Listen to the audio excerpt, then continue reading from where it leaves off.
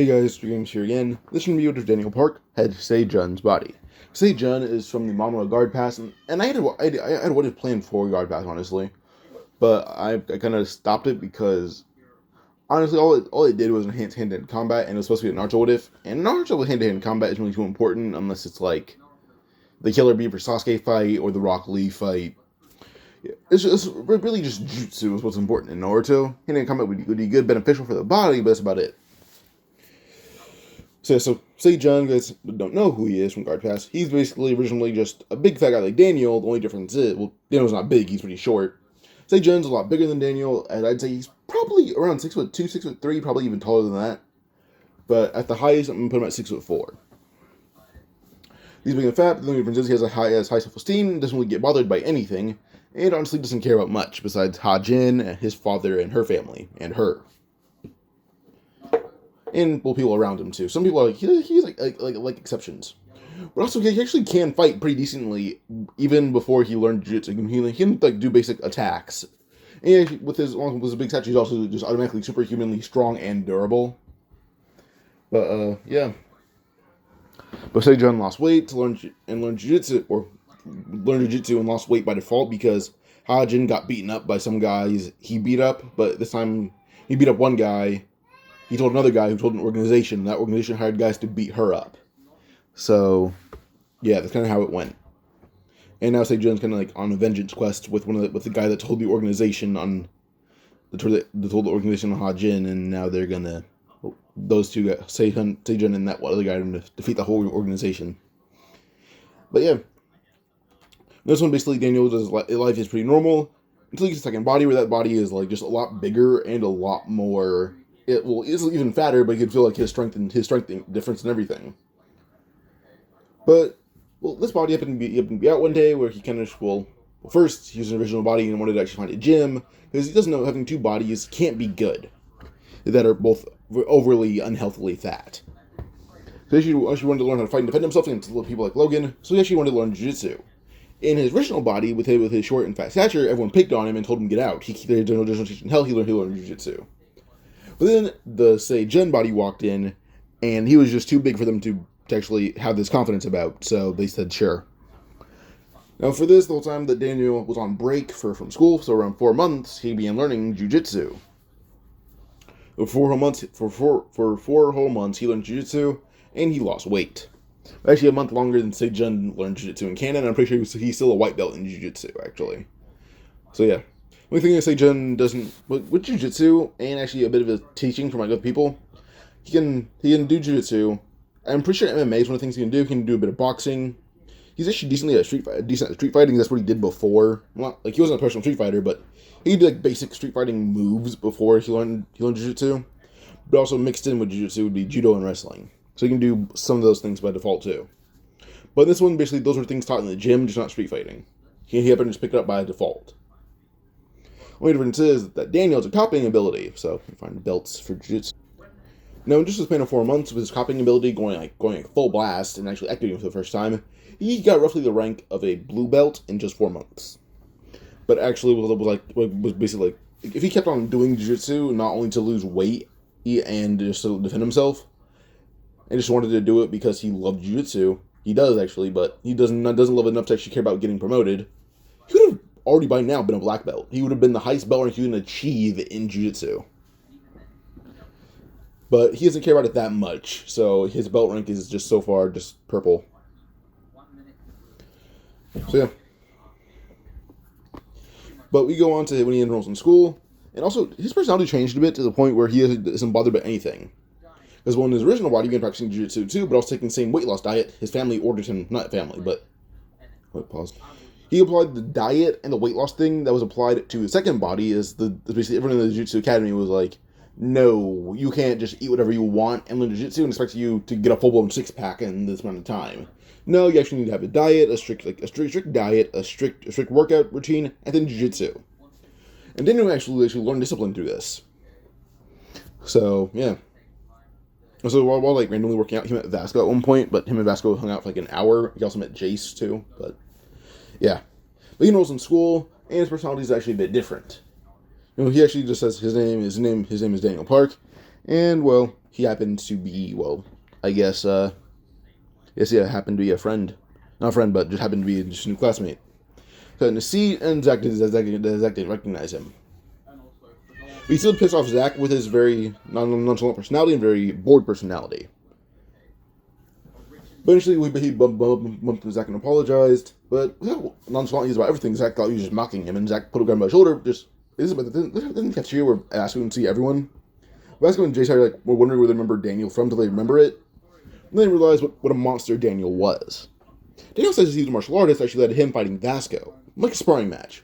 It's more like a sparring match, but in this fight, he really demolished Vasco. Vasco's punches had no effect on this monster of a man. And Vasco and Jace are wondering how Zack could be a monster of a man, be a monster of a man, being Daniel. Zack suddenly swung at Daniel full speed, and Daniel just ducked it like it was nothing. He kept dodging and ducking like nothing happened.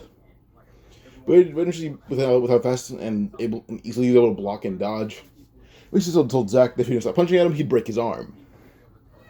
Zack said, I guess you try. Logan basically just dodged Zack's last punch and knocked him to the ground. Now Zack got up, quickly asking Daniel why did he break his arm. Daniel says that Zack was in too easy of a position for a jiu-jitsu fighter. He wants to struggle for a bit. When Zack heard that he was a jiu-jitsu fighter, questioned just why he's so big for a jiu-jitsu fighter. Zack's never seen a big one before, or really this big of a grappler in height and just in sheer body mass. But Daniel was smirking as Zack actually did ask him what belt rank he was, and this is when Daniel said purple. Zack's eyes widened, realizing that with someone this strong and fast, plus that belt rank, he may possibly be impossible to beat. Or he would probably be impossible to beat. Suddenly, Zack is knocked on his ass again. Only Daniel put him into an Americano hold. It's basically where you pretty sure you break the shoulder. Then to do this, Zack is just screaming in pain, and Daniel then says, "So submit, or you can't punch anymore." Zack doesn't want to admit it, doesn't want to say it, but he just yells, "I submit." Before he can finish the words, "I submit," Daniel was kicked right in the face by actually Vin Jin. But Daniel just looked up as he actually just kind of ate the kick. But then he let go of Zack before standing up over Vin, and Vin actually realized how big Daniel was. Vin actually looked at Zack saying, "My bad, it's your fight." Forward, Daniel just suddenly socked Vin in the face, full force, and Vin sent flying halfway across the cafeteria room. Apparently, Vin hits the wall and just slumps over to the floor. Well, Mary Kim's even amazed that Vin was sent flying that far. As Zack tried to get back up, Daniel basically stomping on his head, and he's knocked out. So, yeah, that kind of ended the whole Zack confrontation thing. Mostly Vin butted in only actually fight Daniel himself, or actually claim that he beat the guy who beat Zack Lee, only to prove that he was stronger than Zack, but in a different way. It didn't work out so well. Instead, he was beating easier than Zack, and some people think he was a lot weaker than Zack either way. Eventually, original buddy Daniel did meet Jiho, and yeah. But the next day, original buddy Daniel tried to actually sit with Jiho and befriend him, but this time Vasco didn't think it was actually second buddy Daniel bullying Jiho. He thought, you should be a nice guy, so him and Jay sit with Daniel and Jiho. Jiho does realize he has the whole protection of Daniel, but also the whole Burnicle crew. But eventually, Jace actually does ask Vasco, in the middle of while eating, who would win the fight between him and Daniel. I've been thinking about how strong Daniel was and just showing off very little of his skill. And, well, the whole Burnicle was like, obviously Vasco. Vasco says, no, with how strong and durable he seems to be, I'd probably lose. Because I don't have that kind of durability or monster strength. I made everyone chuck that Vasco would admit he'd lose. So, yeah. But them thinking of Vasco as some honorable guy, he is an honorable guy. He's just being modest and doubting his own skill. And he says, no, I would smash him into pieces in seconds. And the whole Burnicle crew's mad at Daniel, only to glare at them, and they immediately just back down. So, yeah. Then eventually, second buddy Daniel does head to the bar with Dooley and Zack, but he only comes because of Zack. Him and Zack, they kind of were on good terms eventually. Because Zack was actually struggling in class and actually been helping him at a pretty decent way. And Zack's question about Daniel's being so nice, but Daniel says he likes strong guys, or getting to like strong guys like Zack. They seem to have a decent moral compass, as he kind of just looks over at Mira, and that's when he says that in reality Zack doesn't have a good moral compass, but he has a good goal in mind. We actually made Zack kind of modest about Mira, saying I don't like her, she's a good friend. But Daniel, this one actually almost puts Zack into a chair, saying don't lie to me. So yeah, Daniel and Zack got on good terms. And Daniel, actually intelligence, placed roughly around 5th place in class, just on arrival. So him upping Zack was actually pretty good. And actually made the nerd jealous. Yes, they were smarter than him, but he was stronger, and looked better, and taller. And his clothes actually had a decent price, because actually he helped out at the dojo, and he actually got a bit of money.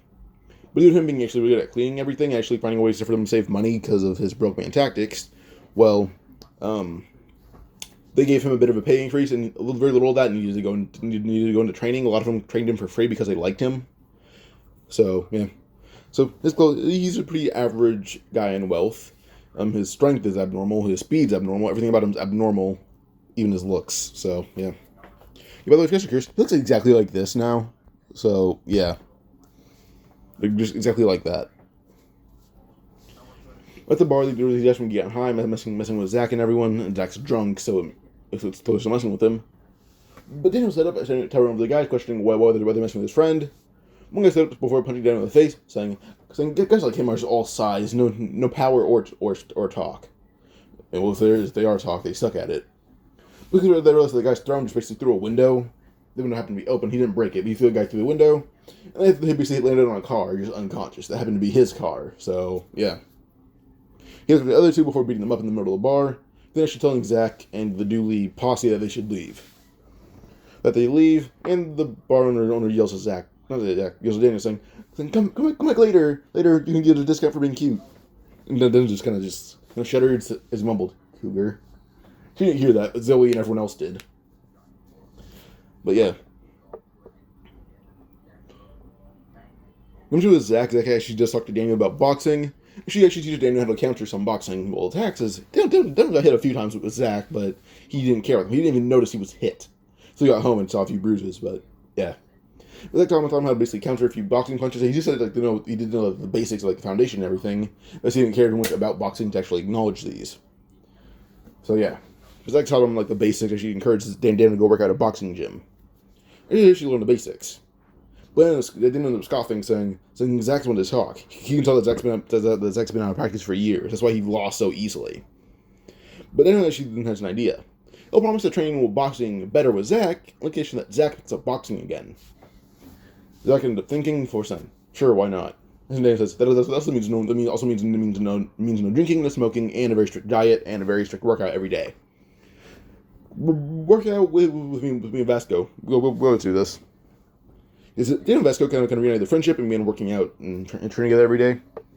Also, Vasco is actually learning the basics of MMA from Daniel. So, because in the ranks of martial arts that he knows the best, it'd go jiu-jitsu, MMA, street fighting, judo, wrestling, boxing.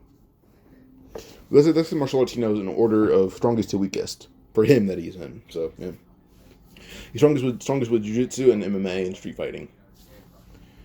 Well, because he's originally just a decent street fighter, so yeah.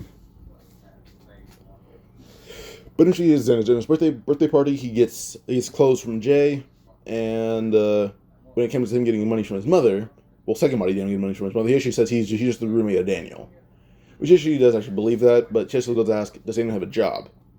But also, did Daniel getting a bit better intelligence due to him actually just having a very specific diet, not eating the whole time, but also wanting to get better in everything.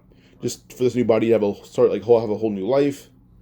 And she says that Daniel dropped out of school, but began studying for the GED. Which basically made his mother really happy, as he actually did say that Daniel was in school for a bit, but didn't enjoy it. The people there were kind of too selfish. Like the ones at his last school, or more to Daniel. So Daniel is just going to take the GED. Actually made his mother kind of smile that he's smart enough for the GED. But she did tell him, at least help him study if you're the one still in school. That's when Daniel started smirking and smiling, saying he always does. He did Daniel money, but in exchange, he actually put out a small packet of money. This was actually his paycheck. To her, saying, "This is Daniel's paycheck. Daniel's paycheck from his last job. He wanted me to give you this." And he says, just ignore you if you take no for an answer. She immediately began crying as she just walked away. Also, Jason Vasquez doesn't think he's extorting the woman. They know he's a good guy. They know this. So, yeah. So, roughly, he gave his mother roughly around 100,000 won. If I put that in Korean, not Korean, in US dollars. Alright, so I messed it up. He gave his... I had, made notes down, but I ended up missing a zero. So, not a zero. I ended up messing up the whole thing. It was wrong notes for a wrong video. He gave his mother 4 million won, which is roughly around $3,000 or $3,200. So yeah, he ended up crying. She could only give Daniel, second body one, around 100,000. While her son gave her 4 million. He had a good job. He was able to give her this much like it was pocket money. She's happy that her son was doing so much better than her. So yeah. Daniel, as he was walking away, being crying, they got to see his mother and see her in such good spirits. And actually, for once, she wouldn't seem like she was struggling. This money was going to be enough for her to actually live decently. He doesn't know that the job she gets wouldn't pay her too much. All she was trying to get a basic job. So all she got was part-time jobs that didn't pay this well. Well, he has a full-time job at night. So yeah. Eventually, we go into Daniel and Duke performing at school. It goes the exact same way. And then eventually we go to Daniel who gets bought by Crystal, but he didn't make a big deal out of it. So, yeah. But then we go to him fighting Gun. Because he started out in Gun, like Gun owed him money. Gun questioned what Daniel's staring at. That's when Daniel actually smirked, saying he can recognize a strong fighter when he sees one, and demands a fight. Gun's got in a stance, saying he can tell that Daniel's strong too, and durable. Let Daniel and Gun fight, but how fast and strong Daniel is and how durable he is, Gun's punches actually had no effect for the first 2 hits until Daniel began feeling them later on. But Sim and Gun keep fighting. Well, eventually Gun actually did get put basically in an Americana, but he can execute the hold successfully, as Gun's punches, one of them right at the temple, began wearing on Daniel and actually began making him a bit dizzy throughout the whole hold. Well, Gun did actually realize that Daniel was losing strength, but with him losing strength, he was still stronger than an average man, stronger than most opponents that Gun has ever faced. Gun actually got up with his arm being sore, saying, "What kind of monster is that?" Crystal had recognized that Gun's arm is still shaking, even with Daniel being weakened. He actually asks Gun how his arm is that weakened, but he says, whatever that is, pointing at Daniel, saying, "That's not a human, that's a monster." But then Daniel stood up, as he was always basically referred to as that by his bullies, not as a person, not even a monster, just as some fat blob. He got a bit annoyed at this, as he didn't hear what the rest of Gun said. He only heard that, as he saw Gun point at him, but didn't hear the rest of it. But being enraged, actually ran at Gun, trying to grab Gun by the face. But Gun was able to dodge before Daniel's fingers basically went into his mouth. Now this was weird before Daniel pulled down on the Gun's lower jaw. As he's pulled down, Daniel swings his elbow around, elbowing Gun right in the nose. Forward, Gun suddenly held by one arm, and is hit by a barrage of elbows, to the nose, to the jaw, to the forehead, anything that Daniel could muster. Suddenly, Gun ends up going after his other hand, but Daniel just doesn't care, just tanks the punch, and just kicks Gun right in the liver. Not kicks, knees Gun right in the liver. We're picking up Gun and basically suplexing him. Going with the ground as Daniel just gets up trying to punch at Gun again, but Gun's punches wore on him again, and he just passed out this time. Then Gun up holding the liver, just coughing, saying he doesn't know if he can drive. His body's pretty worn down. He just says that he's lucky that bastard is so tanky. But, he's tanky, but not used to taking strong punches. But if this bastard he was used to monstrous power, Gun could not have won that fight. Which makes Crystal shocked. Gun can but laugh as he drives, and she calls Goo about Daniel. And she tells Goo to investigate who Daniel Park is. Goo doesn't find second body Daniel, but finds original body Daniel, and original body Daniel happens to just live in some rundown house that had belonged to Chairman Choi previously. But that she does see that other Daniel Park lives here. So Goo's actually pretty impressed by this, as she sees him go work out during the night, and sometimes during the day too. Or during the day, but sometimes during the night too. Also, he's picking up different martial arts. And Gun actually identifies the only martial arts that Daniel used against him would be jiu-jitsu and street fighting. Suddenly Gun realized that Daniel was probably holding back against him, and realized that fight probably could not have been winnable for him, ever. In reality, it still could have been winnable, but Gun would have left with a few broken bones, instead of just a few bruises and just day-long pain. So yeah. But eventually going to Yui streaming. Well, Duke streaming, then Yui. But when Daniel happened in the story, is also a bit bigger just because of his diet and workout schedule. When Yui's boyfriend began basically just scaring her, before Zack intervened, they basically ran before just tackling him and then putting him basically in an armbar. Now, Yui's boyfriend thought that he'd break out this pretty easily, and Daniel knew he could. But this Daniel, original body Daniel, began actually working on his grip strength other than just his average body strength. So he could break out his strength with raw power, but the grip wouldn't allow it before he actually breaks Yui's boyfriend's arm. He got up, just trying to punch Daniel in the face with her arm, only for Zack to kick him in the face full force, knocking him out. So yeah. So Daniel successfully executed a jiu-jitsu move for the first time without being beaten up. But she go on to Zoe, where Zoe would basically be, she still has that one stalker guy who had a knife. But Daniel, with his experience in fighting, actually identify fighting spirits. So what he does, actually, follow the guys. This guy wasn't fighting spirit, it was just killing intent. Before the guy actually kills Zoe, Dempsey jumped on him, actually put him in a flying armbar, and midair the guy can hold up Daniel, but Daniel realizes that as he's falling, he can just break the guy's arm, and he did just that. So yeah, this is the second body Daniel. He's been covering a shift for him. Did I say shit or shift? I forgot. But the second body Daniel, the fact that the original body Daniel was up all night, the other night training, and that body was still pretty tired and worn down. That's why he had been sleeping for almost 24 hours. He realized that both bodies function a bit weirdly, so it didn't matter for him. He didn't question the logic about it.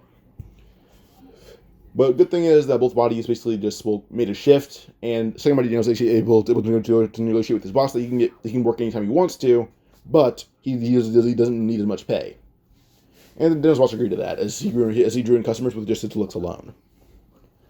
But yeah, so that's why he was working.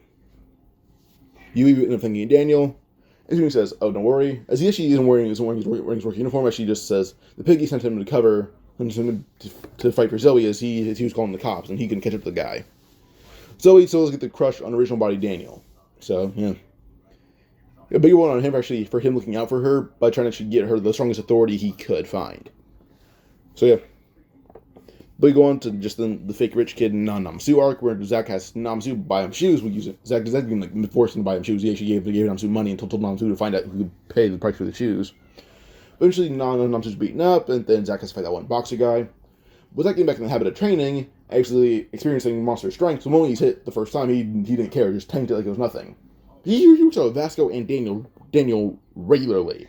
These punches are just nothing. It's like being hit by a 5-year-old. Then just wound up with the strongest punch, and then the guy right in the chest so hard that everyone heard a few ribs break. When the guy hit his knees, he was coughing up blood, and he just passed out. Then we go on to the fat guy who uses judo. But they just jumped and swapped out his leg, then just judo threw him onto the ground full force and knocked the guy out with just the force. Then ended up smirking before saying Jiu-Jitsu does use a bit of judo, you should know that. As she looked down the judo fighter, of course, hitting on him, leaving the last guy to Vasco. Jace put his hand in front of Vasco, saying he'll do this, as he just ran at the guy and kneed him right in the face, full force. Vasco actually did learn MMA, but only picked up the Muay Thai bits of it, so Vasco's actually decently experienced with Muay Thai. So Vasco just knocked out, Jace knocked out the other one guy. Jace actually picked up a different martial art from MMA. But what he picked up from MMA is actually, honestly, it's kind of just basic MMA, but also a bit of Muay Thai and Judo. Not Judo, Muay Thai and Jiu-Jitsu. So Jace basically jumped at the guy before using basically a flying elbow and hitting the guy basically right in the jaw with it. So yeah. Yeah, not flying, but more like, I guess, a smashing elbow, so to say. We kind of hit him in the face with a smashing elbow, and then did a forward push kick, jumping push kick, right in the chest, and then sent the guy flying back and unconscious. How strong Jace is, well, it worked. So yeah. Then we go into the whole camp counselor arc, which goes the exact same way. So yeah, just Vasco beats the guy Zack almost beats the guy to death with actually how strong and freakishly strong he is currently. Even if he's going berserk and sloppy, his body is just honed to be perfect at all times at this point because of how much he's trained. So the guy's almost beaten to death because of Zack.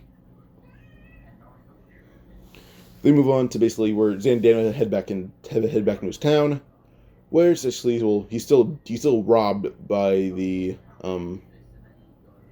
he's still robbed by Logan, but then Sagamore Daniel arrived. They actually began beating Logan with Jiu-Jitsu before actually, well, what hold could I use to break down Logan? Would an arm crush do? Yeah, I think an arm crush would do. So yeah, Sagamore Daniel would use an arm crush on Logan and do just that.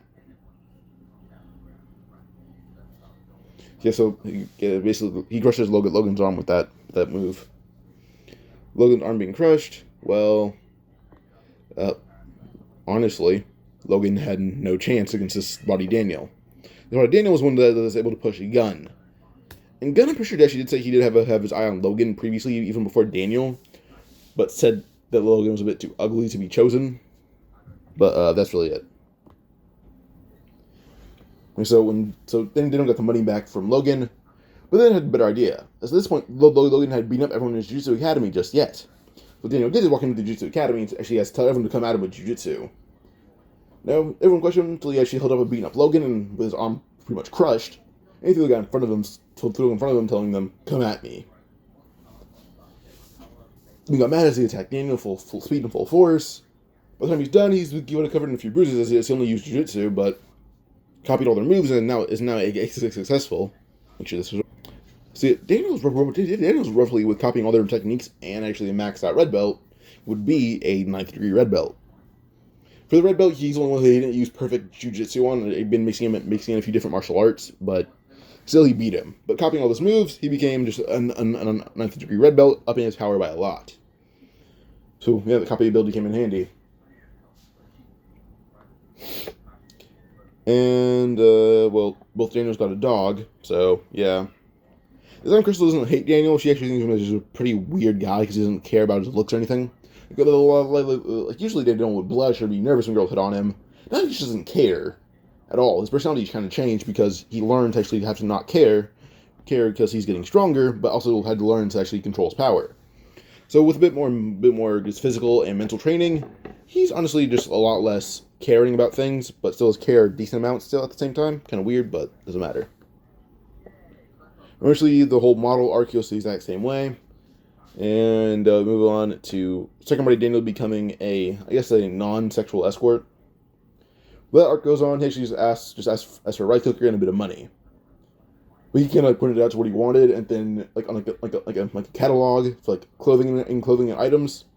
And the one bottom it basically the whole everything that was in the catalog. And basically ended up saying that he's in her debt now, saying that he didn't want all of it. He just wanted these 3 things. Basically, just a backpack, a rice cooker, and just a little bit of money. That's really it. She bought him a whole damn catalog, and it was impressive. So now he kind of just does chores for her, just to pay off that debt and stuff he didn't want, which is going to take a long time. But then she's Vasco's birthday party, and well, Daniel working a bit more and actually getting all that money from that woman, he's actually able to rent out a different place. Well, actually, he keeps the same place. Just like he keeps his original place, just as like that's a house on record. But then he's able to rent out a small studio where he just trains all day. Where actually for him and his friend, and they can bring in teachers to hire because they have enough money to do that. But he also sold off basically everything that the girl bought him that he didn't need. So he sold off a lot of stuff too, which also gave him a lot of money, which did put him in a very decent condition. Pause.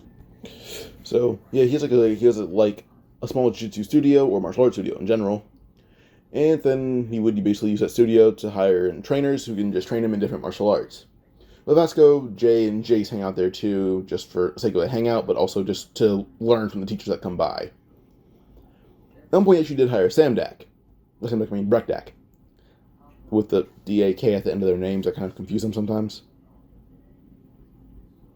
Okay, so with the help of Brekdak being hired once, well, Daniel would basically, have him teach him, Vasco, Jason, Zack a bit of Muay Thai. And Vasco is actually the only one that's a consistent student of Brekdak for free. So yeah. Eventually going to basically Gio getting scammed again, But Daniel would target the company that's doing it, while then Vasco, Zack, and Jace would target the guy who's actually running the scams personally. Daniel's taking down the source of not the source, but the bank, so to say, and then Vasco and everyone else is taking down, I guess, the owner of said bank, or the one that controls the income of the bank. So Daniel basically bursts into the whole con, beginning beating down everyone in his path, even the head guy there, and actually taking out the guy's golden teeth. I mean, Sonny actually says that these will fetch a pretty penny before basically robbing everyone that had anything expensive on. Was all in a bag before leaving. But he comes across the street, seeing Jake Kim walking away, covered in a bit of blood and bruises, and one scar on his face from Vasco. Despite Vasco being freakishly powerful at this point, so was Zack and everyone else, but they honestly, they still lost. Jake got beaten up a little bit, getting that scar and a few bruises, but that's about it. Daniel asking if he's the one that beat up everyone in the building, as you can see blood, and just destroyed building on the outside, on the inside from the outside.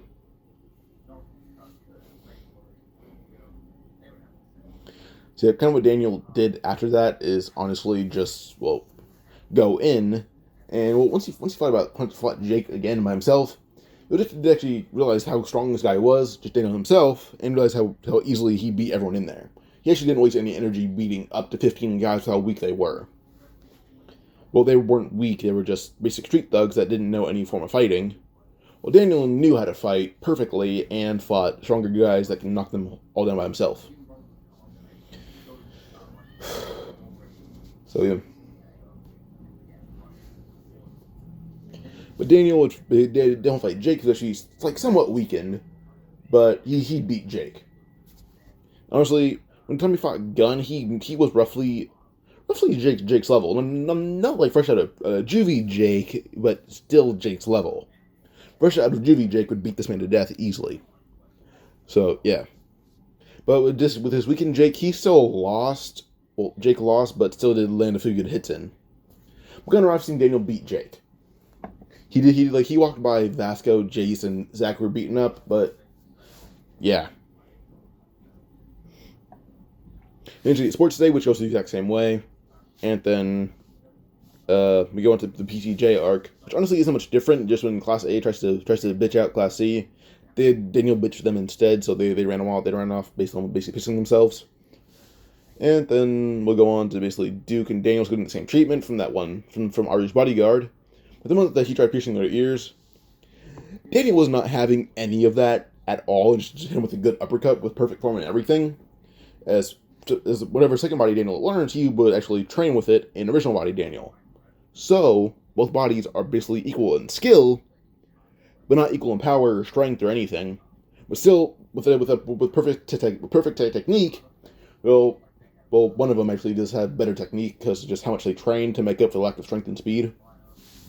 So yeah, but he basically hit Ari's bodyguard with a perfect uppercut and was actually doing it just right to the jaw. Pause. Alright, so where was I? Yeah, so good uppercut right to the jaw, actually stunned Ari's bodyguard, only for Daniel to jump in and just kind of do. His body isn't necessarily built for this, but he's still able to do it. And honestly, he's not built for it due to just his size. But with how laid out Ari's bodyguard was from that strong punch, his original body Daniel seemed to be decently strong.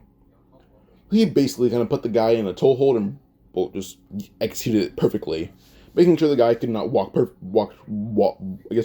regularly for a long time, like a really long time, or it could have been permanent. Who knows? But I don't care. All I know is that guy's gone now. Next it was Daniel walking in with Vasco and Zack and Jace by his side. And, eventually, with also Duke's there, but Duke didn't have his ears pierced. His bodyguard was kind of limping with his leg in a cast. Daniel was smirking before saying, "Oh, looks like my friend got you before I could." Really, Ari's bodyguard realizes that Daniel's friend was the one that did it, saying, "Huh, he's the one that did that. That did that to, well, he's the one that did this to me. I could probably handle you if you're just some tall, pretty boy. So that's strong fatso." But it just swung around before saying, "I'm stronger." Slamming his fist into Ari's bodyguard's face, something him flying basically through the hallway. His head just slammed right in, he basically through a cement wall. Not through a cement wall, but through It's definitely not like a plaster wall or anything, but it's like a stone wall. Head being sent through that, and his teeth and face being busted up really badly. He walked past Aru before calling her a snarky bitch because he knows how she is. He just slapped Daniel only for her to be slapped by him, and he says attempted assault. He has the right to defend himself. We're pointing to a camera. He talked about how she could hire a better lawyer. Then he says, yet he probably couldn't debunk the recordings. He smirked at her before walking away. But she went to Aru almost being forced into a nude shoot, and Daniel basically ended up going on and, well, intervening in that shoot as he heard about it first. Yet he knew that the guys there were pretty shady, especially the bodyguard, who didn't seem to actually like her or be a genuine bodyguard, happened to be a guy who was just around. So Daniel kept an eye on him as he was a bit more gangster-like. But Daniel basically just arrived to, the whole, shoot. He basically opened the door with Vasco, Jason, Zack by his side, and they've been beating on all the gangsters in their path. Until Chairman Choi and everyone else arrives. By the time they arrive, all the gangsters have been beaten up, and Aru was actually walking out with Daniel's shirt on her, as his shirt's too big to actually fit anyone but him. Gunn actually says, "Oh, Daniel, you're here," and to Vasco and Mac and you, pointing at Jace.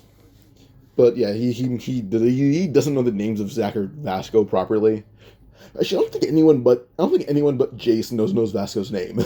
It's Jay-Sensei Lee, but no one calls him that except for, I guess, himself and his parents. Pretty sure Jace is the only person that knows it properly. And I guess OG members of Burn Knuckle Crew. Because they're in a class and they have a teacher who'd probably say Jay-Sensei Lee, and Zack said Vasco would probably have to answer that. But yeah, I'm pretty sure only Burn Knuckles know his name. I'm not even confident Vasco knows his name. I'm pretty sure confident like Daniel doesn't even know Vasco's name. But either way, yeah. So Gunn ended up pointing out Daniel to Chairman Choi and to Chairman Choi and Goo, and saying that's the one that beat Jake Kim. Immediately, Zack, Vasco, and Jace look at Daniel saying that he beat the one guy that they all three of them combined struggled to beat. He says that fight was more even than they thought. He was just a bit weakened from his friends. Gunn ended up chuckling and saying, "Nonsense. With how strong you are, if you don't hold back, you could beat anyone, even me, probably." Then was smirking before, basically looking at Gunn and putting his arm, putting his fist out, saying "Tap gloves, and we'll figure out who's stronger," or if that's really a true statement, saying we can find out who's stronger with this. Gunn was smirking before Goo jumped in, saying, "Nope, you fought him before. It's my turn." Goo is about to tap Daniel's fist. Something just gets hit right in the jaw by Daniel, and everything speeds. He attempts farting back a bit, and rolling backwards too. He yields onto his mouth before saying, "The fuck was that for?" As he actually spits out blood. He said it before attacking Daniel and Goo fight, but he underestimates how crazy and resourceful Goo is, and actually loses to Goo. Gunn, honestly, in my personal opinion, has an edge in technique until Goo picks up a sword, but overall resourcefulness and just, raw ability, I would say it probably goes to Goo, and I prefer Goo winning over Gunn winning, honestly. Gunn's a bit more likable, but Goo is a bit more fun to watch fight, as he seems a bit of a better combatant. Like hell, he can break glass and then utilize a shard stuck in his shoe in a perfect fight. Well, I don't think Gunn would do that. Okay, so Goo does beat Daniel, but he ends up leaving the fight. He leaves the fight with a knocked out tooth, and his glasses are completely shattered, with his nose obviously being broken. He says, "Wow, that bastard is strong." He ends up having his nose back in place before just kind of chuckling at himself.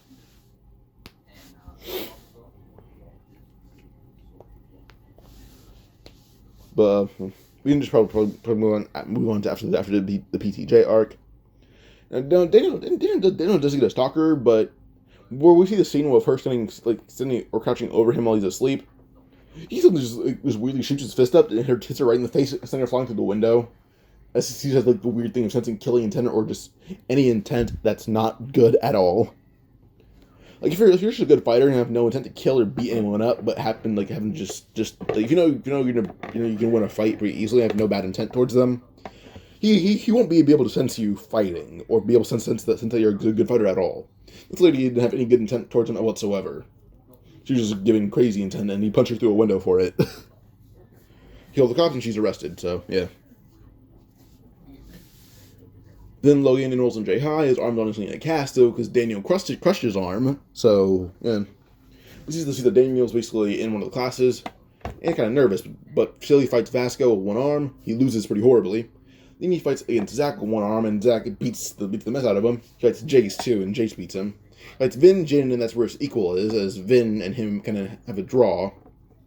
But he fights Daniel as a final, as like kind of like a finale. But this is the worst thing.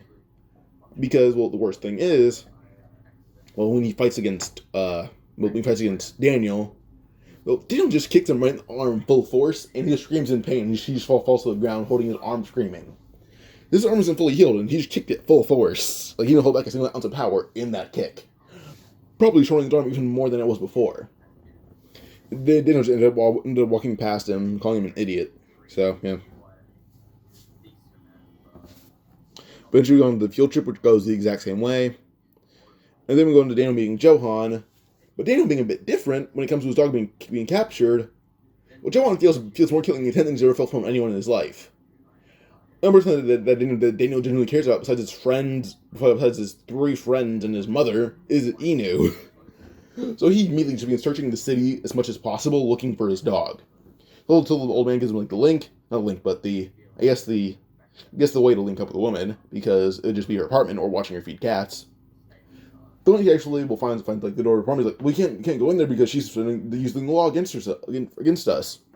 Daniel honestly just grabbed like the door and just pulled the whole steel fence off I guess not fence, but the whole like steel, wall and frame, off its like just whatever held it down. He just pulled it and then threw it down like a whole like stairway. Then told Johan where they're getting their pets back. He knocks on the woman's door before she says, you can't have them back. You can't break into my apartment either. It's the law. Then honestly says, fuck the law, before shoving his head to the door and grabbing onto her face. And he tells her to unlock the door before he crushes her skull. He begins biting him and telling the dogs to attack him, but they don't do a thing but attack her. He was screaming in pain before unlocking the door, telling them to get making them to get the animals off of her. But they don't understand Johan before they get Inu and Eden out. They shut the door and she hold it shut until they hear the woman stop screaming. They don't even bother looking down. They hold the door open and all the pets escape. Well, the cops don't even everyone even if they weren't there, they vouched for Daniel. Johan saying, oh, they didn't do anything to her. She was crazy about animals, and those animals turned on her. So yeah, there's honestly too many statements to actually identify that the woman was being assaulted by Daniel in the first place. So yeah. But Johan actually asked Daniel who he is until Daniel says his name is Daniel Park. And Johan says he's Johan, leader of God Dogs. But Daniel is going to smirk him for saying, well, if you want my title too, I'm Daniel Park, the man who beat Jake Kim. He walks away before Johan's jaw dropped a little, saying, he might be stronger than me. And he smiles at Daniel. Then there was Thanksgiving between Daniel and his cousins. Daniel's also a bit bigger in just stature because of his diet and his strict workout routine. So when his cousin's being picked on by that one delinquent, Daniel honestly just used a bit of boxing, as he actually decided to use boxing a bit more, and basically just used the jab cross uppercut combo and knocked out the guy in an instant. All that's left with the other 2 guys. But Daniel just ran before doing basically just... Well, this is a technique that he learned from Brekdak, which is basically a death blow. He lands it just right in this I'm gonna say liver. He uses it right in the liver. The guy hits the ground just unconscious, not even being able to even move. Before Daniel just ends up dodging the last guy's strike, because the last guy only used his size. He actually had no martial art or power strength or technique whatsoever. All Daniel did was he elbowed him right in the solar plexus, and that just took him out immediately, and the guy just slumped over. Cousins are amazed at how strong he is, and she tells the parents what happened and everything. Oh, we were being messed with, but then the dumb person beat all 3 guys by himself. Parents don't believe it until one cousin just drags him to the site where they beat up the guys. But the guys wake up, and this time I'm looking at everyone else, but then they see Daniel and they apologize to him, no one else, just Daniel. And then they go away, and they don't know their question how he learned how to fight. His roommate Daniel, other Daniel, taught him how to fight because he takes martial art classes. So to defend himself, he's taught martial arts. So yeah, it's kind of just impressive. What else? What's the next arc? Yeah, it would be basically Jiho getting scammed out of the bank account, which honestly doesn't go any different. Like, talking about it again, Daniel still pushed out a window, it's just with him being a bit smarter. Doesn't, like, no one comes, he just says, like, his thing says he has no parents or anything, just says that he doesn't have any parents or family or anything, he's just living on his own. Assume he's just a runaway, but he has his roommate, they bring in original body Daniel, he says he doesn't know what would have happened unless he was pushed. Because he was a pretty careful guy and everything. I guess this recently, one of his friends was, well, I guess financially, I guess he was scammed, so to say. Probably helping him out with that. Then you hear from this Jiho, honestly just to get Jiho arrested. Daniel honestly doesn't like Jiho at this point after this because he's a normal person. So he honestly wants to know to Jiho in jail for putting his second body into a coma. So, yeah.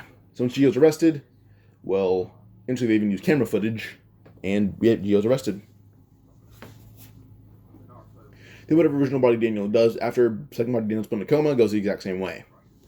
He also says she just everyone that Daniel ended up getting hospitalized. She just tell the original story to everyone, and the principal spreads it out on the school, and everyone has the now normal story, saying he's just pushed from a decent height, like three stories.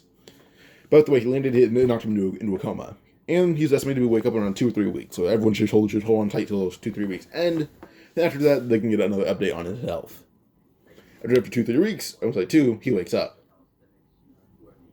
So yeah, Jiho sent to juvie, but Daniel also does see Jiho as someone very actually full of potential. When Jiho gets a little bit of mail, and I think it's going to be from his parents, only see Daniel Park's name written on it. So yeah. Also, basically, one thing that happened this time is that Daniel Park, second body one, actually realized to be using a fake name, as Chairman Choice admitted the name James Lee. And, well, basically said that he was using a different name because he may have had a bad past. But they're not going to dig into it. He's old enough to live alone at this point, and he seems to be able to do so just fine. So it doesn't really matter. But they do say that he could be arrested, but supposedly people around him, well, he does a lot of good for them. It just because it's shonen, not shonen, but because it's a manhwa that's honestly should be a shonen if it was made in Japan. Should be a shonen if it was made in Japan. It's really good, and just using logic for it. He's not arrested because people like him. So yeah. So yeah. Now you do to go on to OG Daniel fighting Logan, which honestly is a losing battle for OG body Daniel. But using a bit more martial arts, that fight honestly ends in a draw. So once the fight ended in a draw, it kind of ended in a double knockout. So yeah. But he still did research James Lee. So yeah. Now eventually, when Daniel woke up, the God Dogs did actually pick a fight with Jay High, which honestly is not a good idea. First fight was Vin Jin versus Ivan Park. Vin Jin being training a bit more, but also being studying jiu-jitsu a bit because he's impressed by Daniel and Logan. So he refused to admit that Logan was injured and weaker because he was injured.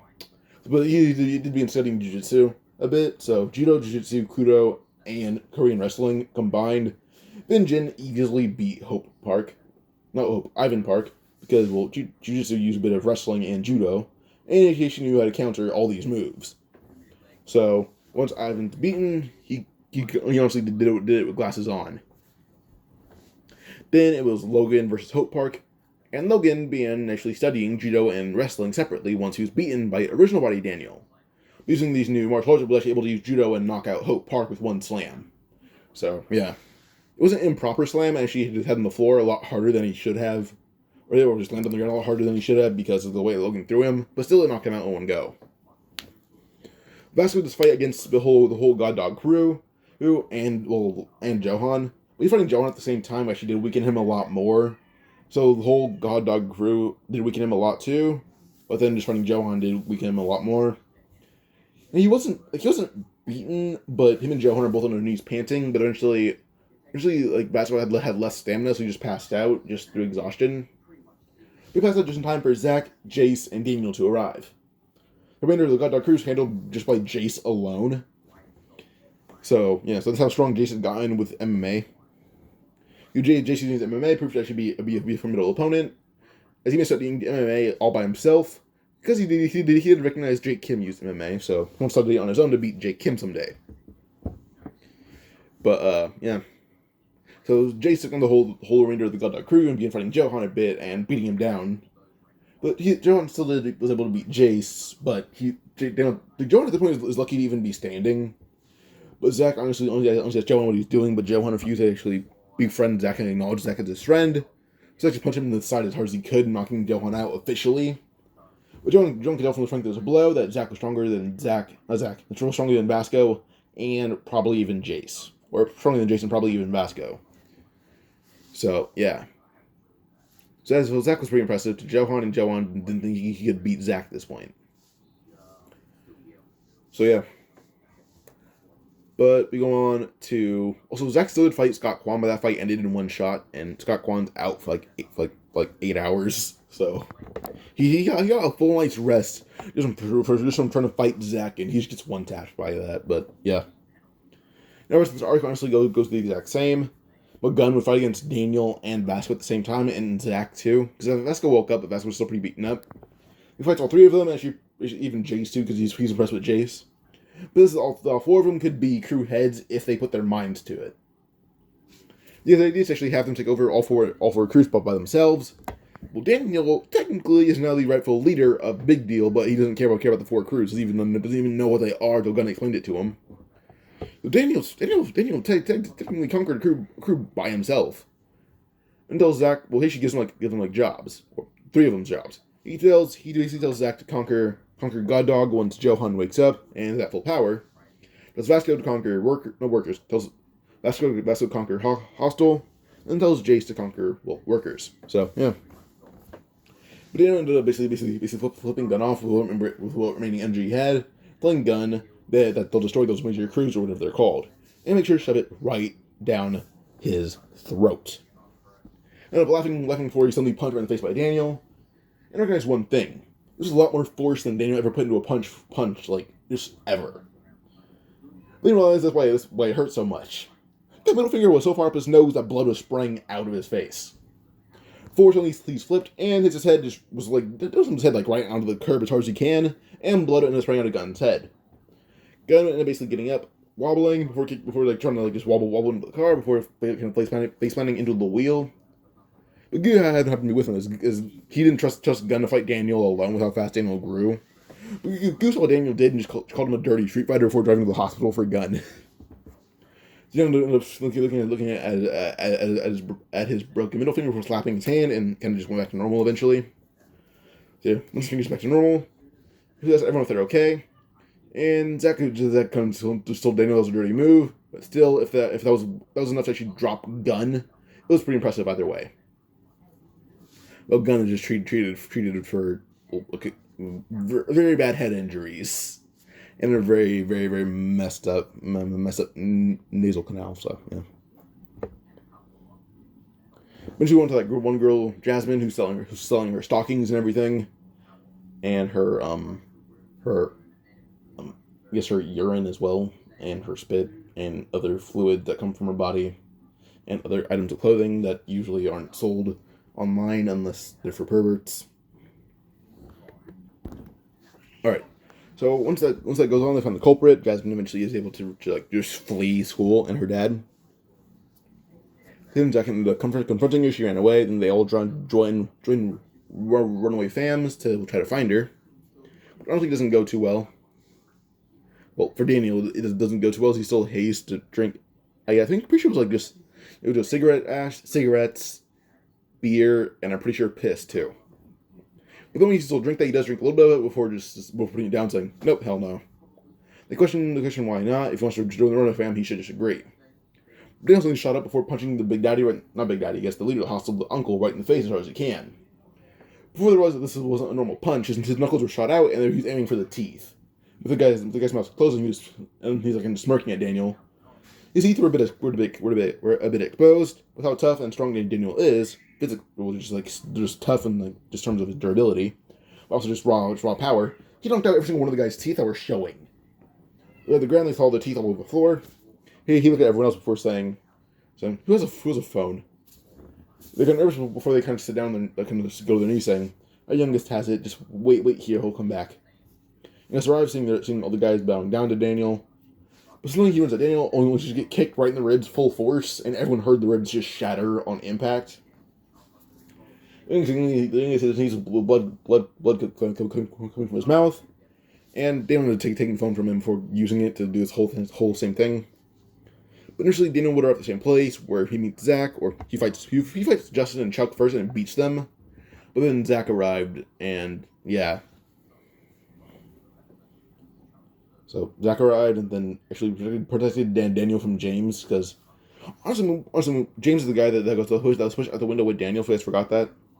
Also the guy that scammed Jiho the second time. Once like James attacks Daniel, because Daniel beat the brakes off James like severely. Like, James was lucky to live from that beating. But basically, James tried to hit Daniel with a car, only for Zack to pull him out of the way and showed his fist through the window and didn't get time, and pull James right out of it. When James is on the ground, he's just getting pummeled by Zack over and over again before Zack just stops once James is like just actually unconscious.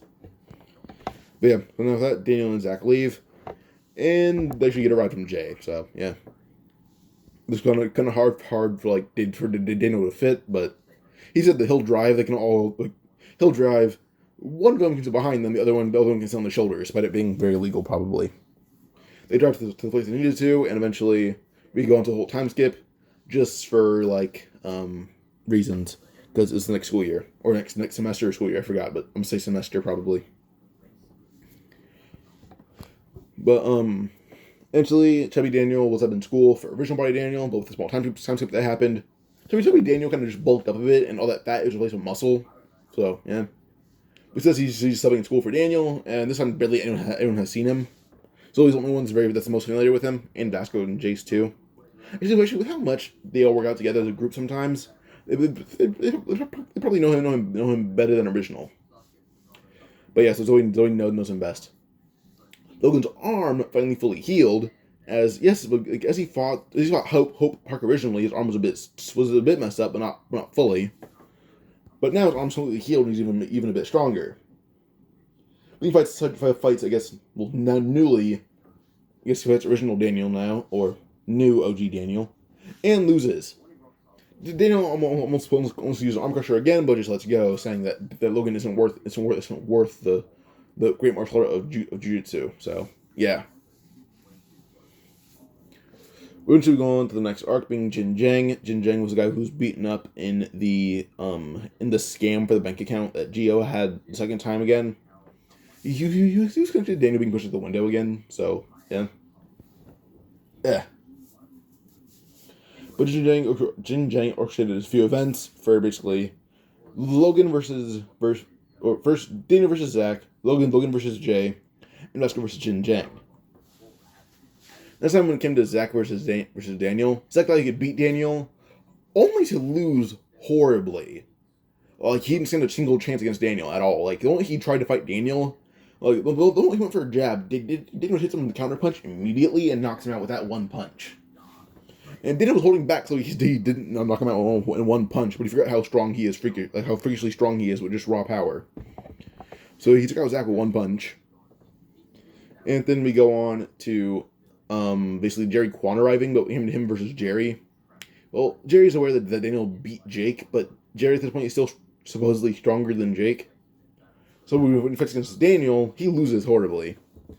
Like his arms are covered in bruises, his face is all messed up, he can barely even stand. But eventually, Daniel just picks up Jerry by his collar before holding his fist out, and Jerry asks what Daniel's going to do. But Daniel said he's going to do what he's done the whole fight. Whoop Jerry's ass. Before punching Jerry in the face, with Jerry still being held up by his collar. And Jerry's face is basically slammed into the floor, and Jerry's legs are just up in the air with his head through the floor. So yeah, Daniel ended up bringing Zack out, as we see Logan versus Jay, which Logan wins that fight and goes the exact same way in canon. Vasco versus Vin, where Vasco beats him horribly. Like, it was a very awful defeat. Like, it was very sad to watch, honestly. But eventually, Eli Jang and Hostile B arrive once everyone else is captured, and then they fight their way out. But Daniel wasn't captured. He captured. He's honestly arrived to save everyone else. But then once he realizes that everyone's okay, he's been fighting them all by himself. We see Vin fight Ivan Park, and Ivan lost even worse than Cannon, as he's simply just choked out in a cross-collar choke. And then Hope Park fights against Logan again, only to get suplexed and land right in his head. And when he landed on his head, he's just unconscious. So, yeah. We go on to see Eli Jang versus Ollie Wang, which shows you the exact ways in canon, and this would end this arc. So yeah, eventually we go into the fourth affiliate arc, which goes the exact same way up until Daniel versus Gu for the first time. Well, second time actually. So when Daniel basically ends up invading the fourth affiliate for just using the black badge he got from Gun. But this time when he did use Ultra Instinct against Gun, he actually beat Gun. Like, he beat the brakes off Gun. But Gun didn't tell him when he lost. He said, oh, he had a broken arm still, and that's really all. That's what he had. But he doesn't tell anyone he lost. He refuses to admit that. So, like, until the four major crews are like destroyed, he refuses to admit any defeat from Daniel. But yeah. But that's all I wanted to say. So, second party, Daniel would use the black badge to invade the whole fourth affiliate, and then he fight against Gu for a second time. He fights against Gu. Well, he reveals that he beat Gun. And Gu Miller said that's why Gun's so beat up and kind of nervous about talking about it. He was beaten by Daniel. But Daniel actually says that if he actually tells Sherman Choi, which would get him involved with Gun's business, he'd kill Gu. Suddenly Gu is kind of put in a, well, what choke should I use on Gu? She's not a choke. She's a basic Boston Crab on him, and Gu eventually is like forced to submit because with how much force that Daniel has and how much technique he ruined with the whole time skip. Gu can't break out of this at all. No matter how forceful he is, he can't break out of this unless he has a sword, and he doesn't have anything usable as a sword around him. So he eventually said he taps out, and now Gu lost to Daniel too. Daniel ended up walking away before searching all of Samuel's office and leaving, then beating everyone in his path, and then fighting against Samuel again. But as Samuel had walked in and fights Daniel for Alexander, because the man Kim was still beaten by Warren, we just see Daniel who fights Samuel, and Samuel tries to hold the whole car doors like a guillotine. But when he tried that, it ended up stopping with like one hand before just lifting Samuel up by like the whole car door. Once Samuel was in the air, he then just throws it right in Samuel's chest and broke a lot of ribs with it. As Samuel hit the ground, he broke even more ribs. But Daniel ended up catching the car door before kind of putting the outward side down and then stomping on it onto Samuel's head and knocking him out. So Samuel knocked out. We're left to Daniel versus Tom Lee, which honestly goes exactly as canon. But once Ultra Instinct kicked in, it's just like Tom Lee tries to stomp on Daniel's head, only for Daniel to dodge it. But suddenly he bites Tom Lee basically right in his face, actually biting Tom Lee in one eye. Tom Lee then goes for a punch, but Ultra Instinct Daniel being like the peak of power. Tom Lee, honestly, when he tried to go for attack, he just gets put in a flying armbar, then has his arm broken. But Daniel ends up hitting him in the face full force, and sends him sliding back a bit. Tom Lee then refuses to hold back a single ounce of power, and pummels Daniel into just a bloody pulp. And she calls Daniel a greater prodigy than Gunner Gu, or even Chairman Choi. Saying that if Daniel was in the Zero Generation, he probably could have been a star. Probably could have been the one that ended it. But how untrained his form is, this is going to be a long way in the future. So yeah. Now with that, we leave the fourth affiliate arc going into the third affiliate arc, Club Vivi. Jake Kim got a juvie, and Daniel actually heard about that from Gun. So, yeah. But when original body Daniel tries to go into the club, he's still face blocked the fact that his muscles was taken for fat. Which lead to Sophia training him before she actually reveals to Chairman Hong, Jay's father, that, oh, he's not fat, he's just really buff. He's shocked to hear that. We say he has someone else who can infiltrate the club and could give him the same info. But he says this person was one that took on the fourth affiliate, so it may be hard. So that she insisted on Sophia training Daniel again, where he does learn Sistema and Kaliarnis. So yeah. He insisted on Kaliarnis while she was the one who wanted to teach him Sistema. But nobody bursts in, recognizing Johan and Jake Kim. But eventually, that arc goes the exact same way until he tries to break out of the whole hotel room where he has kunai thrown into his hand. But the one thrown into his hand, or the one's about to approach being thrown into his hand, he's actually able to twist his hand before actually dodging it and catching it, and then throwing it back at the same speed that was thrown at him. Guy would dodge, Daniel and this guy engage in combat, but Daniel's body's a bit more lean and like just stature. So his body actually looks a lot like canonical second body Daniel. It's just a bit shorter at 5'8" instead of 5'11". So original body Daniel, and now is the appearance of canonical second body Daniel. So this one actually beats the this guard, but can't beat the rest of them, as he's not as strong as that second body Daniel in canon. So yeah, once he beat everyone in his path, well, not all of them, but a lot of people, we can just move on to him being knocked out again, and then eventually it's Ultra Instinct Daniel versus everyone, as he was still affected by edibles when he was unconscious. But so when he actually fights against everyone in his path, Gu would see a monster that beat Gun, and actually get nervous to fight him. Actually, he's nervous. He's nervous to approach him. So yeah, but he did fight everyone, even beating Gu just mercilessly, and this shocked Jake Kim. That's how strong Daniel was. He was strong to beat Gu. Then Logan arrived, seeing Gu unconscious, only to get punched right in the face, like full force, and knocked out. Then you realize why Daniel's so strong. He's able to beat Gun and Gu. That's why he never even approached him in power. We see the fatty in the corner, and not fatty, but it's original body Daniel in the corner, who's kind of beaten up and recognizes him as the OG Daniel, which does piss him off. Now we go into the workers arc. Well, this is already the workers arc, but we go into where we meet the chairman Eugene. So Eugene is basically just there, and Eugene just have everyone join him, but like in canon, only Big Deal joins, leading to Hostile and Burn Knuckles versus the workers and Big Deal and those two strong guys. But the moment that Daniel approached Eugene's guy wearing the hat would attack Daniel's, as Eugene says, "Oh, you're that strong that he likes you?" Daniel basically ended up blocking his punch before saying, "Well, this guy's pretty shit compared to Gun and Gu." Immediately, Eugene's jaw dropped. The Daniel caught that punch pretty easily. Yeah, didn't know what he meant. Before Vasco had just said, he beat Gun and Gu, and we're training to reach that exact same level. So, what do you think? What do you think anyone here could do against us? What was Joe Hunt here too? But Zack Lee appeared in front of Mandayak, which is the giant black guy with the afro, who's 7'3". So yeah, Zack kind of hit him in the face full force, and the guy who almost a full 360 without that force. Poor Vasco would jump in and kick him right in the back as hard as he can, sending Mandayak flying to a wall unconscious. These two land, and Eugene shocked that Mandayak was beaten that easily. Before Daniel honestly stares down the guy in front of him as he has the guy's fist in his hand. Guy just goes for more punches and kicks, only for them all to be blocked before he's just elbowed right in the neck full force as blood is just spat out of his throat. Just elbowed in the throat full force. He spits out blood before hitting the ground unconscious. And now Big Deal's completely destroyed by all of Hostile and everyone else. Now, also, Daniel, with him getting along with Warren a bit better, also encouraging Warren to go to a gym and learn jiu-jitsu, just not for Manager Kim alone.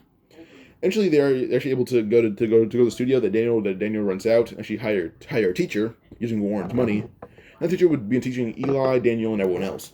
Not Daniel, but Eli, Warren, Max, Derek, everyone that was there. So Eli has some foundation of technique that Samuel didn't expect, which allowed him to beat Samuel. So yeah, Max and Derek are able to beat Jason and Brad. And then when it comes to Jerry, he fights against Warren, and Warren actually destroys him with how strong he's gotten. So yeah. But now it's just Eugene and Daniel. And Eugene mentions to Daniel how he has basically everyone's families and close ones at gunpoint. And then immediately says that if he stops it, he'll submit the fight, saying that they lose. He immediately tells everyone that they lose, and they all ask why. Eugene tells everyone what they told Daniel. They actually see Daniel actually regretting this, but he does care for everyone here. They've become his own. They've become his crew. They've become his friends. Hell, Vasco and Zack and Jason are like his family. He refuses to actually do that to them. He refuses to actually hurt them because they're not his family. There's friends, and that's all that honestly matters to him. Now that he just does like reluctantly join workers. Now we move on to the whole Ansan arc. The Ansan arc honestly isn't much different until like it was not much different until they all fight a crew of the Ansan, like a head of the Ansan crews. We go on to Vasco versus Chandler, or first Jace versus Chandler, or first Zack versus Chandler. Well, the thing is, Jace and Chandler are an exact match. So when it came to Jace versus Chandler, it was just a tie. While Zack just pushed him out of the way with ease, saying that this isn't worth his time. Whereas Zack instead would just fight against the flexible guy. But when it comes to Zack versus flexible guy, that fight ended in like one shot from Zack. Like Zack landed like a good old punch to the solar plexus and knocking him out on impact. So yeah, flexible guy's unconscious. Chandler's beaten up by Jace. Vasco arrived, seeing Jace and Chandler unconscious. Now, in fact, Jace had like a few marks of like being hit with a tattoo needle. Suddenly, Jace had woken up, hearing screaming, seeing Vasco just ruthlessly beating on Chandler, almost like killing him. But Jace had stopped him, telling Vasco that don't make him fight Vasco. Like don't make Jace fight him. Or like Jace like Vasco, don't make me fight you. Put the guy down. And Vasco did just that. She asked Jace about like, are you sure you can fight, or are you sure you're okay because of the tattoo wounds? Well, Jace says he's okay with it. He can just tattoo over it. Well, she did make Vasco smile about that. So yeah. But then we go on to Daniel, who fought the whole backdoor gang, won effortlessly. But then he fought against Hudson. Hudson does still use that one like I guess steel fist, so to say. But when he uses it, well, he hit Daniel in the face with it, or thought he did, until just seeing that Daniel had to use two fingers to just block it. Suddenly, Daniel with tilting his fingers at a full speed, actually twisting Hudson in a certain direction. Suddenly, Hudson is kicked right in the liver, before he's elbowed right in the nose, and then simply flipped. Once he lands, he kind of landed weirdly, knocking himself out, or not knocking himself out, but being knocked out by that weird flip. Daniel will walk out, seeing Zack holding the flexible guy by the hair, saying that this guy is too fun. He's using him as a sparring partner later on. Jace walks out, saying, "It was an even fight for me. It was a hard one. It was a good one, but the guy's strength and speed were unreal." Moving on to Tae-Soo arriving. Tae-Soo's the old head of Ansan, who fought James Lee and lost. Also, Daniel actually still did figure out about the second body thing, or a little bit of it. No, actually no, it wasn't second body. It was James Lee. I forgot. So he found out a bit about James Lee, putting together himself that it was not Dooley, it was DG. But when we see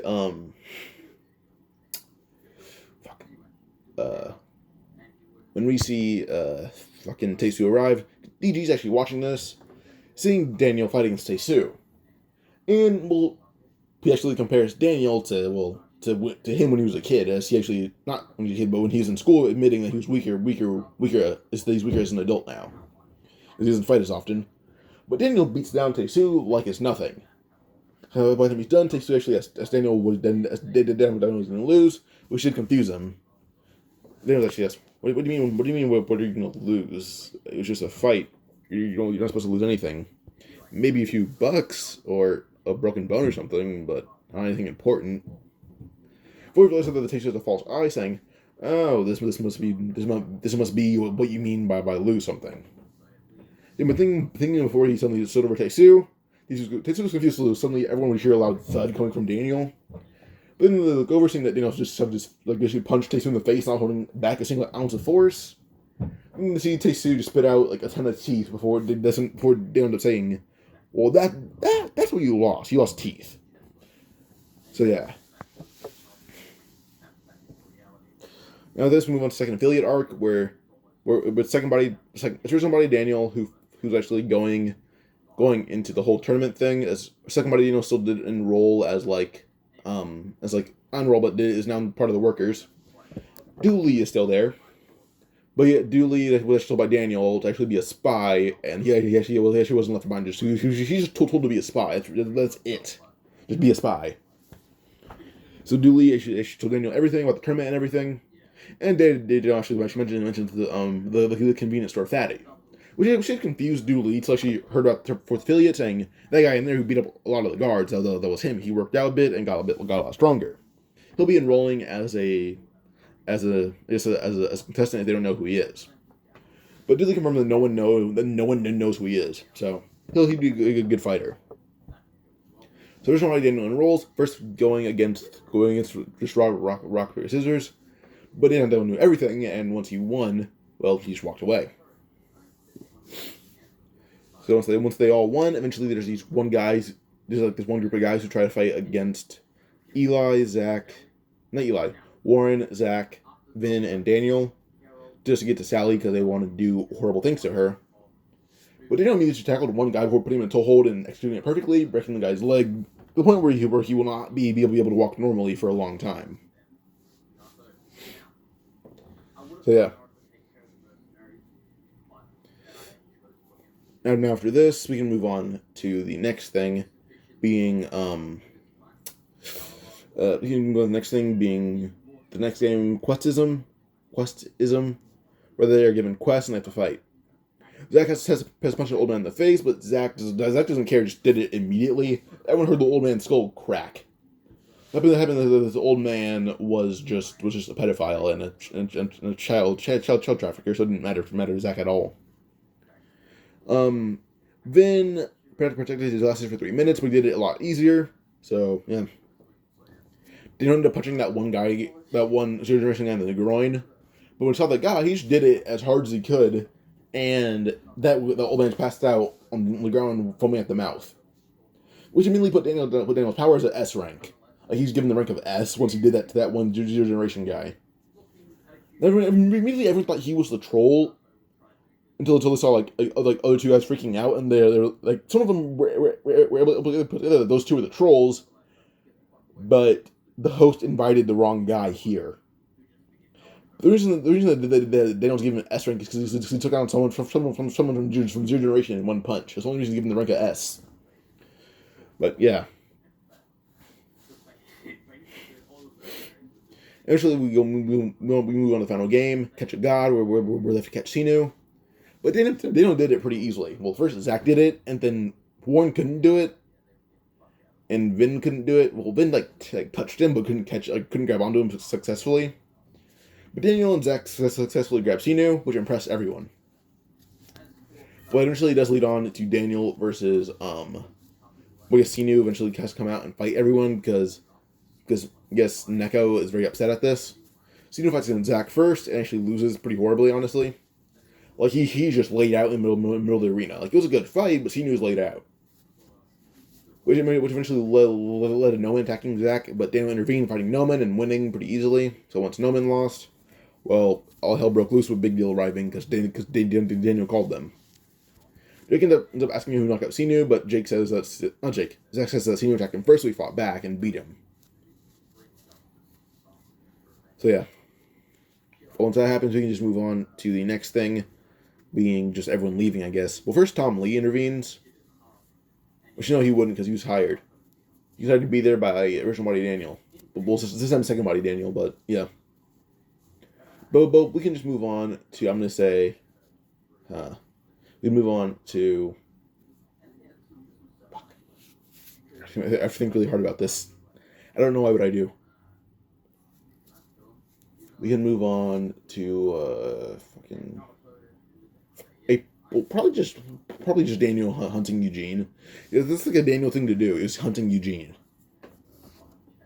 Because he's beaten both of Eugene's guards pretty easily, and Eugene is shown to be there if you're all caught up on Lookism without using Webtoon, which I do prefer people use Webtoon because it's more legal that way.